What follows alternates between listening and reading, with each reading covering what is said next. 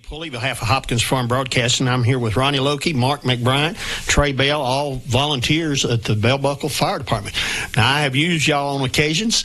The other day when they had the bad weather, y'all came out because there was a car that had flipped, a truck, and y'all helped me another occasion that I had a friend that was down and I needed help, and y'all helped me get her up and take her to the hospital. So there's a lot of things that the volunteer fire department does that a lot of people take for granted, and y'all are here in our community. And I know you got some kind of event coming up here pretty soon. We're going to talk about that too, but just tell us a little bit about the volunteer fire department, Ronnie, and when it started, and sort of give us an idea of the history. All right. Fire department was started around 1949, I think, when it was talked about. I think they had an old truck with fire hose in the back, and of course they put the water system in with the hydrants back in 36. Right. So they just hooked a hose to the hydrant and fought fire. And then after they around 49, they started talking about getting a truck. And they put out bids, and I think they bought a chassis from Boyd Chevrolet up here when it was in business. Right. And something like $1,500 or $1,600 for the truck. And they sent it out to St. Louis, Missouri, to Central Fire Apparatus, had it outfitted. And I think the total cost of the truck was $6,500, $7,000, somewhere in that range. And that was the beginning of organized fire service for the town of Bell Buckle. And of course they had several members. That was a requirement, and the fire marshal had to come in and sign off on it, and he did. They got everything organized, and they had a class 5 fire rating back then. Wow. And of course we have a 5 now, but we're required to have so much more equipment from ISO requirements and stuff, and on the trucks and stuff. But it sort of progressed, buying new equipment and new turnout gear. And back then we wore it looked like a rain slicker, the old coat is a rubber surface and everything, right, keep you dry, and a helmet. That's all we had. Well, that was before I came on, but it didn't protect them from the heat, like the stuff we have now. It's progressed pretty good. Mr. Elkins was appointed the first chief, James Elkins. Okay. Of course, that's who the new fire hall is named after. Is that Dorothy's yes, Miss Dorothy's husband then. Yeah. And he was chief for 42 years, I think. Wow. Before he retired. Of course, we lost him back in, I think, 2009. He passed away.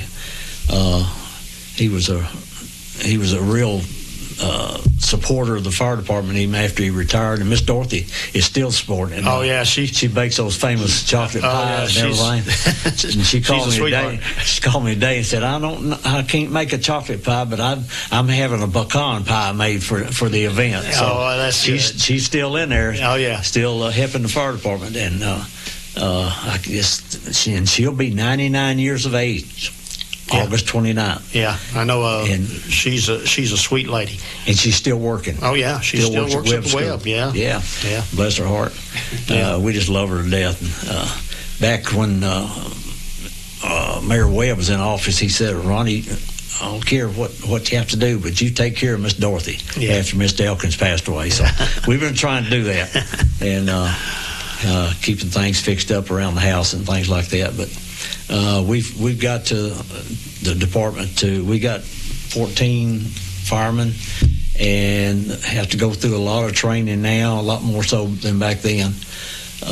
16 hours just before you can get on the fire ground. Yeah. And then a 64-hour class before you can fight fire. Yeah.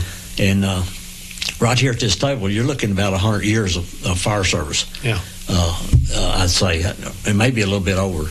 Yeah. And they say I come over with Noah on the boat, Noah fighting fire, But anyway, Lord blessed me to keep going like that, and I try to help out and pay the community back for just can't keep taking from the community. No, and the thing about it is, y'all are volunteers, and you go around. I've seen you checking hydrants, making sure they're safe and working. Y'all do that every day or two, I see y'all out checking things, you know. Yeah. So, you know, we take a lot of this stuff we take for granted, and it's just a, excuse me, it's a great thing to have a local fire department that can handle your needs. Because when you're, you know, say, I'm way away from, my house is way away from Christiana. I'm probably about 7, 8 miles. Y'all could get to me quicker than, you know, Bedford County could. Yeah. But y'all right there, you know, so I mean, I know y'all could take down Coop Road and right there be at my house pretty quick, you know. So, you know, we take it for granted. And I know y'all don't get a lot of money.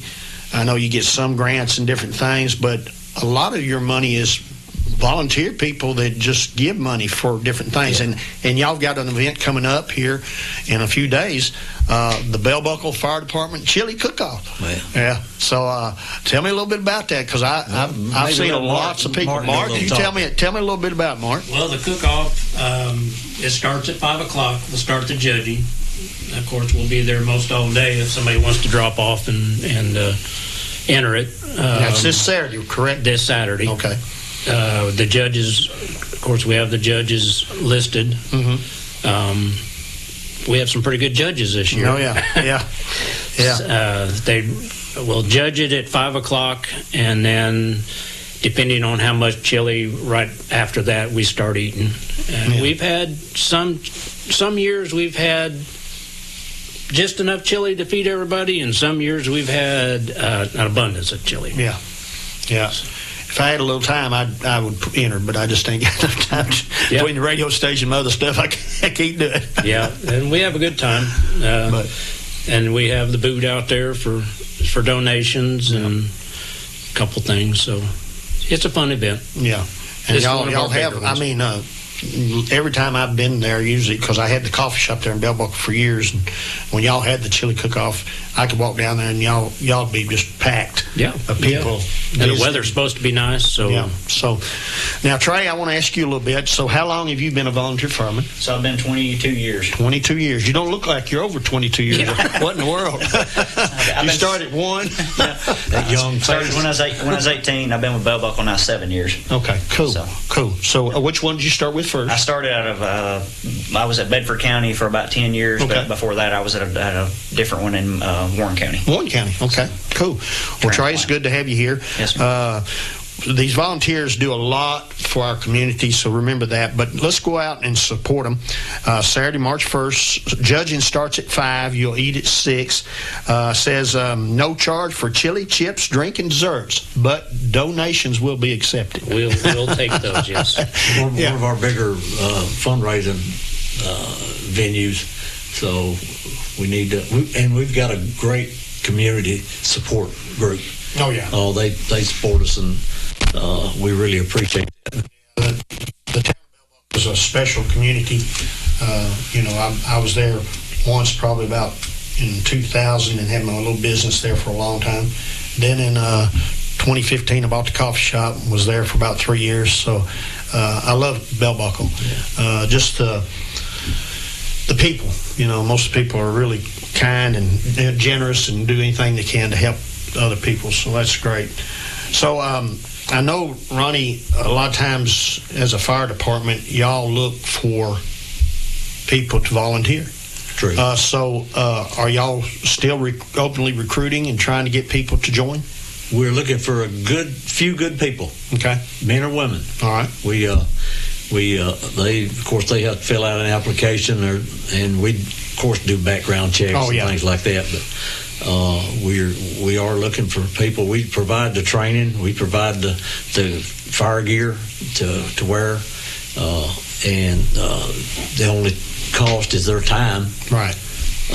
To them, and we either have in-house training, or sometimes they can go to the Tennessee Fire and Code Academy and get training down there. That's one good thing about Bedford County, having that fire training academy here. Yes, that is really great. It is. Yeah. But the fire service has lost a lot of volunteers over the last 10 or 20 years, just because of economic reasons. Oh, yeah. People having to work 2 or 3 jobs to get by, and they really don't have time to volunteer because they don't have any time left to get any rest. You know, and do the things they have to do. But these, if thinking about that, just you can call us up or see Trey or Mark or myself or any of the volunteers we have now, and we can get you an application and go through the process. Yeah. Now, when you say volunteer, of course, they don't have to be on call right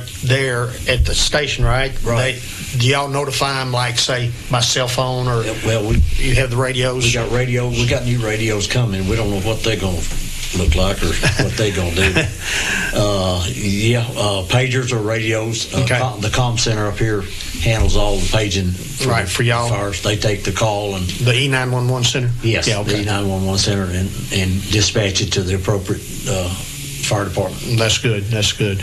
So we're going to take about a 1-minute break, and we'll be right back talking to the Bell Buckle Volunteer Fire Department.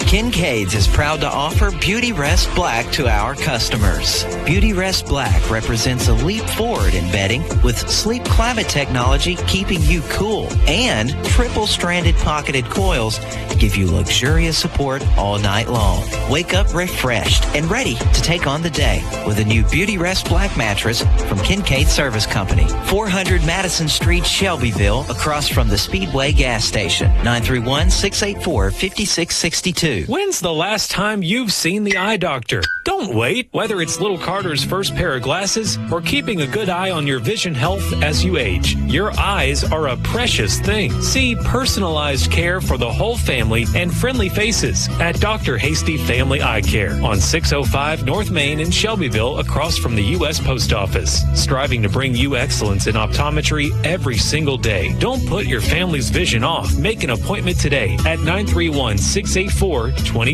Personalized eye care for the whole family at Dr. Hasty Family Eye Care. This is Benny Pulley, on behalf of Hopkins Farm Broadcasting. I'm here with the Bell Buckle Volunteer Fire Department. Now we got Ronnie Lokey, Mark McBride, and Trey Bell. And we've been talking about the Chili Cookoff, but we've been talking about recruiting and trying to get people to join as volunteers, men or women. They have to be 18 years old or older, and getting them started in the Volunteer Fire Department. Now, Trey, I understand during this Chili Cookoff, y'all have got something you're going to reveal, like...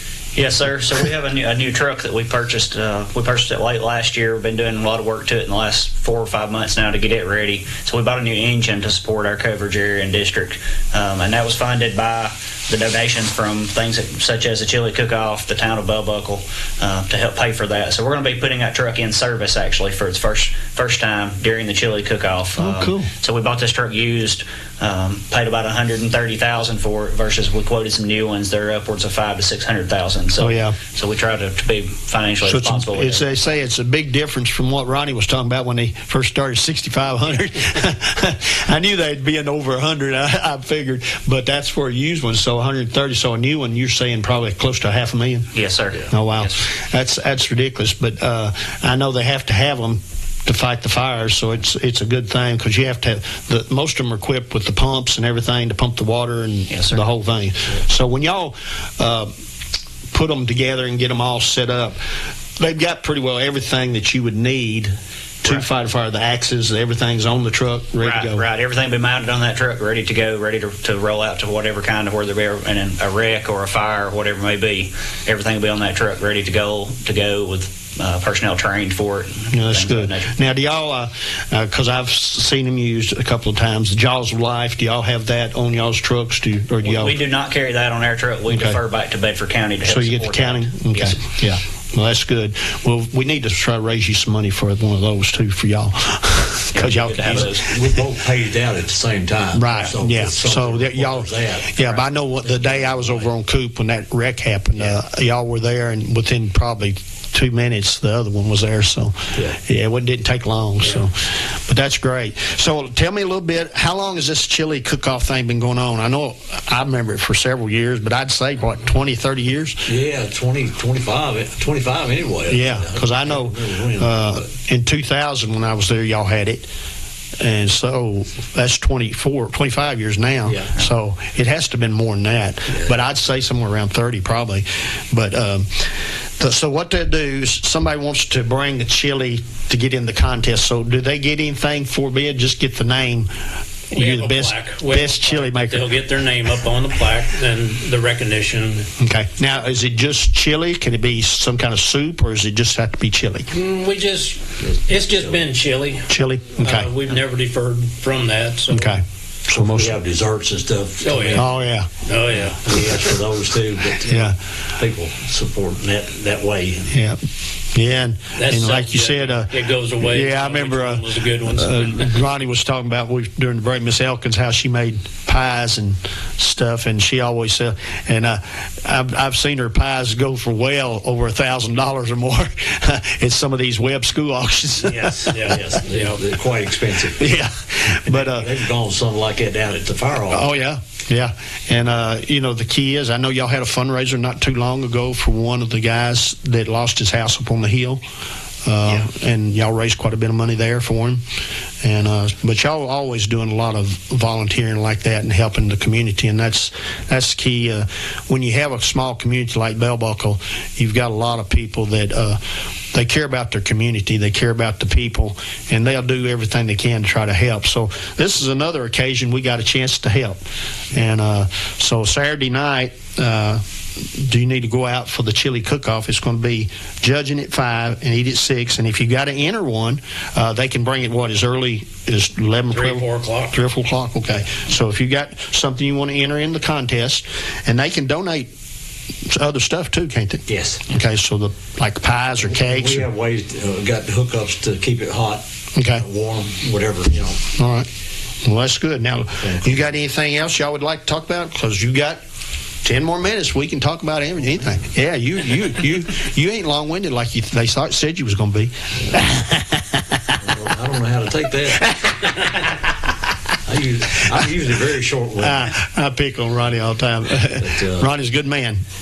We can mention the man hours that we put in. Okay, that would be good. Retention, trying to retain our volunteers. Okay. We've got to keep them interested. Yeah. And it goes in a cycle. You don't have anything going on. Everybody kind of gets slack, and then you have a big event, and you get all the interest, and it just keeps going in that cycle. Right. Last year, we averaged 200 and 250 hours per month of man hours. Okay. We did have an extraordinary October of 350 hours, man hours. It was a pretty busy month. And that mainly probably because of the web school show, probably having a lot of hours there, because y'all had to be on duty the whole time, for sure. Last year we had 224 calls. 119 of those were medical calls. So a lot of our calls are medical. Yeah. And we respond to those just like we would a fire. Oh, yeah. Yeah, because, the time I had to use y'all were, where I was at was real close. Y'all were there within, 30 seconds or a minute. Yeah, we're pretty lucky to have 4 of us, 3 of us that work in town, in the Bell Buckle town. Yeah. And then Trey is just right outside of town. And so we have pretty good coverage. Pretty quick. Pretty good response times. Yeah. So now, do y'all, when y'all go out to a fire, do y'all have a specified person to be the driver of the engine? And we have to go through the driver training, and they have to know how to operate the pump, of course, before they can do that. But we have a extensive training to whoever gets there can do whatever needs to be done. Okay. Now, we're talking volunteers. Now, when they say volunteers, do they actually get any compensation for doing it? No, okay. just a thank you at the end of the day. Yeah, and that's what I figured. But a lot of people, that's one of the things. Do I get paid? No, we're strictly volunteer. Yeah. So now, you guys and then War Trace are both volunteer fire departments, right? That's correct. Now, all the Bedford County ones inside the Shelbyville city limits, they're all county.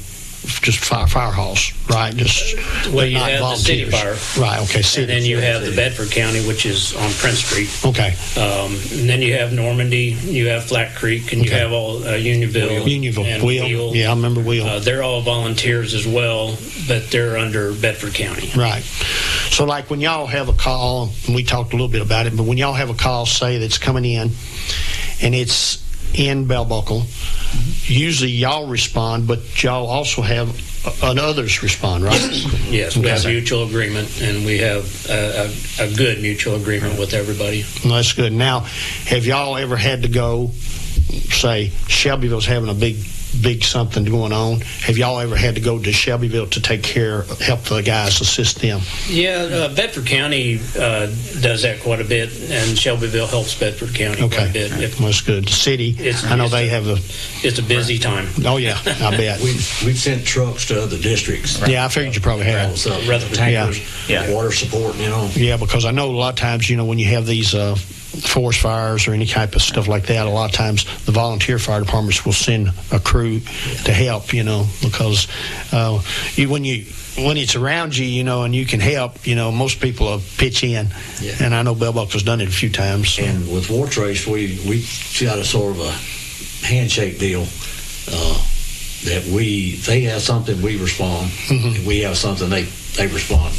That's good. So we're both two small departments, right? Trying to, and y'all are so close to each other. I mean, y'all ain't I was going to say 6-7 miles or 5 miles. Yeah, it depends on which side of the tracks you're on. Yeah, and if the train's sitting on it. Yeah. I hope they eventually get that fixed, but that has to be for guys in the emergency business.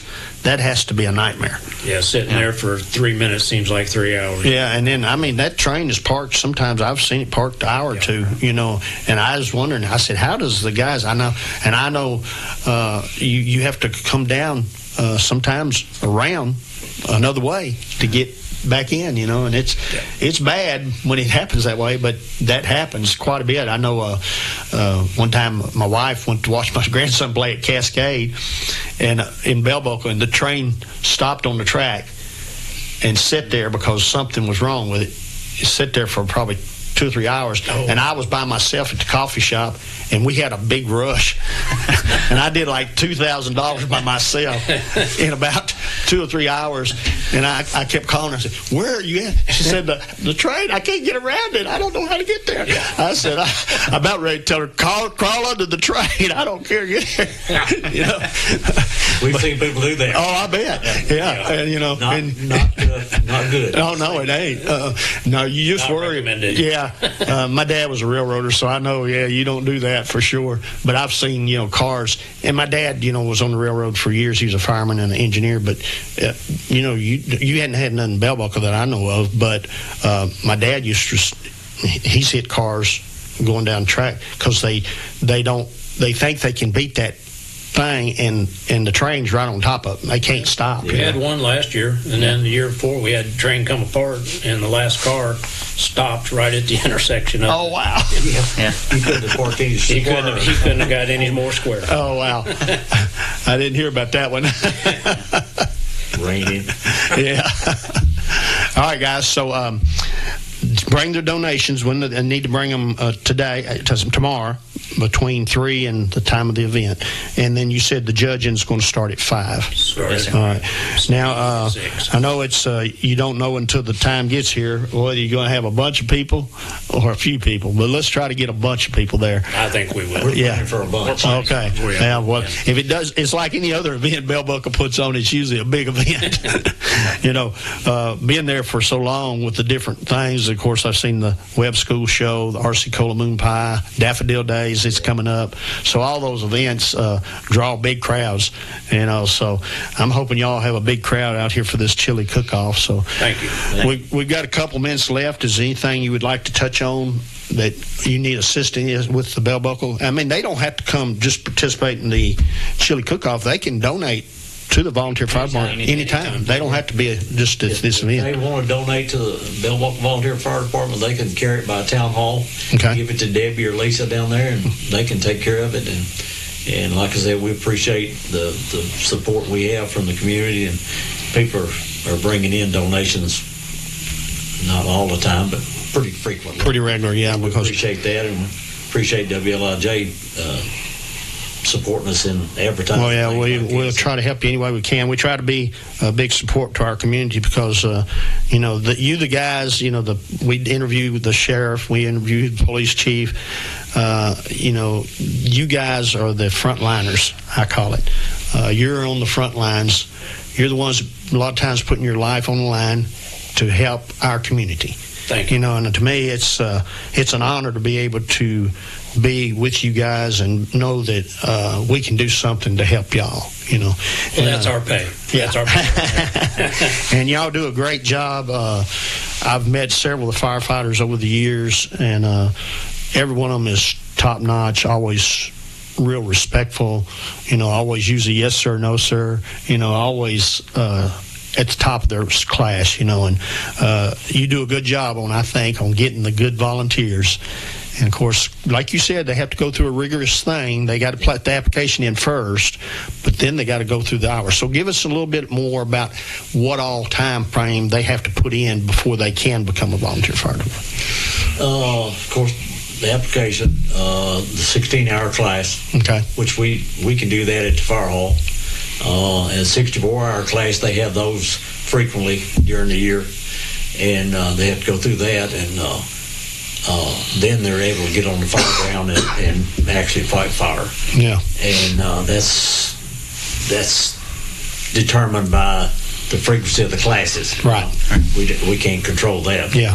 Because the training school has set classes at certain times of the year. So yeah. The 16-hour class, that gets them where they can get up there and handle the equipment and help the others change out models on their air packs and things like that, and get equipment and bring it to them and everything. Mm-hmm. Still something they can do. Right. And they can help observe and watch how the pump is operated, and which is a very important function. Yeah.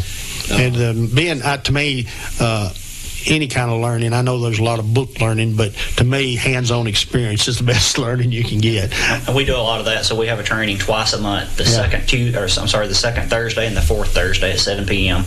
Every month we train. So twice a month we have a training where we do hands-on. We try to do hands-on at least one of those. We do some classroom a lot in the other one, but we do try to do hands-on at least one of those to keep everybody skills honed up, and it keeps everybody interested as well. Oh yeah, because it's just like anything else. You do a job and you think I know everything. Well, you don't, because there's new things, new techniques, new things coming out all the time, and change. It's like when we started radio station, they were using a lot of stuff, and now we're doing a lot of digital stuff, and all. We're like video, and like y'all are on TV, so, and Mark, your back's been to them the whole time. They won't know who you are. But, the stuff like that, you got to learn. You go with the flow. Mark is involved with the junior firefighters. Okay. And he's already had one class, and COVID ended that one. But he's had some go on to paid departments from there. And they were just astounded by how much knowledge these young people had. Well, coming out of that class. I was in a school up in Clarksville, and I can't remember the name of the school, but I was 10 years old, and fire department came, and of course they gave all of us a little badge, junior fire marshal or something like that, junior firefighter, I think it was. And I said, that's pretty neat, but you never thought, I did try back in Nashville, try out for the police department, and did that, passed everything, but they told me I was crazy, so I couldn't do that. we go out to the Cascade School for fire prevention. Oh yeah, in October, and have the presentation out there, and we get feedback all the rest of the year. They said, I saw you at the fire education thing, kids really observe, and they really absorb it too. They really like stuff like that. And that's, a lot of times that's where you do your recruiting, because eventually, I'm gonna have to say this about one of our fellows, thank Chase too, but Brandon came here as I think it was a Cub Scout when he was probably 10, 11 years old. Went through the studio on a tour. We took him through a tour, and then he's working for us now. Oh yeah. Yeah. So it's he said that's what he wanted to do, and he went to school for it. Got to spark the interest. Yeah. Then he's here. So that's sort of like y'all. Yep. Y'all spark the interest of that young person, then they might want to do it. Well, guys, this is remember the Chili Supper, Bell Buckle Fire Hall, Saturday, March 1st, and start at 5 o'clock will be the judging. But try to get your chilies there if you're going to bring one. Get it there about 3 or 4 and bring it up there. Donations are accepted. They're going to have chili chips, drink, and dessert, and there's no charge, but donate. donations would be appreciated. They sure would. Guys, I want to thank all of y'all for coming. This is Benny Pulley, behalf of Hopkins Farm Broadcasting with the Bell Buckle Fire Department. Remember Chili Cookoff this Saturday. When's the last time you've seen the eye doctor? Don't wait. Whether it's little Carter's first pair of glasses or keeping a good eye on your vision health as you age, your eyes are a precious thing. See personalized care for the whole family and friendly faces at Dr. Hasty Family Eye Care on 605 North Main in Shelbyville, across from the U.S. Post Office. Striving to bring you excellence in optometry every single day. Don't put your family's vision off. Make an appointment today at 931-684-2020. Personalized eye care for the whole family at Dr. Hasty Family Eye Care. Visit Kincaid Service Company today to experience the superior comfort of a Serta mattress. Serta has pioneered sleep innovation for more than 90 years, bringing quality products to more than 150 countries worldwide. Serta Comfort is validated by consumers with thousands of 5-star reviews and are designed and assembled in the U.S. at one of Serta's state-of-the-art facilities. Serta's award-winning mattress collections are created by providing superior comfort along with overall support and breathability. Get Serta Comfort by visiting Kincaid Service Company in Shelbyville. Online at kincaidservice.com. Boy, howdy. You're listening to WLIJ, the leader in pure classic country. 98.7 and AM 1580.